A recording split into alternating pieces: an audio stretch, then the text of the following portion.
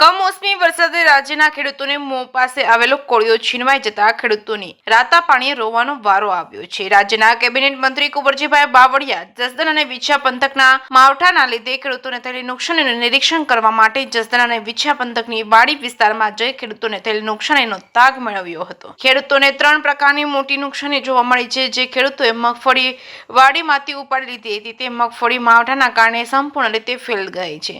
ખેડૂતોએ મગફળી ઉપાડી લીધી હતી પરંતુ પાલો જે ખૂબ જ કિંમતી હોય છે, ઘાસચારામાં ઉપયોગ થતો હોય તે પણ સંપૂર્ણ ખરાબ થઈ ગયું છે। તેમજ જે ખેડૂતોના પાક ઉભો છે તેમાં કપાસના ફૂલ ભીના થઈ જતા તે કપાસના વાવેતરને મોટી નુકસાની થઈ છે। કેબિનેટ મંત્રી કુંવરજીભાઈ બાવળિયાએ ખેડૂતો પાસે નુકસાનીનો તાગ મેળવવા રૂબરૂ ગયા હતા અને એ સમયે ખેડૂતો ભાવુક થઈને રડતા નુકસાનીની વેદના ઠાલવી હતી। સરકાર તરફથી વહેલી તકે વળતર મળે તેવી આશા સાથે ખેડૂત મહિલાના આંખમાંથી આંસુઓની ધારા વહી રહી હતી।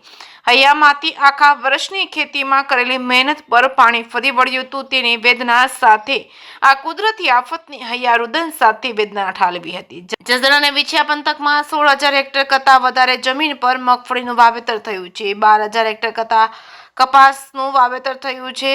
મોટાભાગના ખેડૂતોને માવઠાનો માર પડતા ખેડૂતો રડી પડ્યા હતા। સરકાર પાસે વળતરની માંગ કરી રહ્યા છે।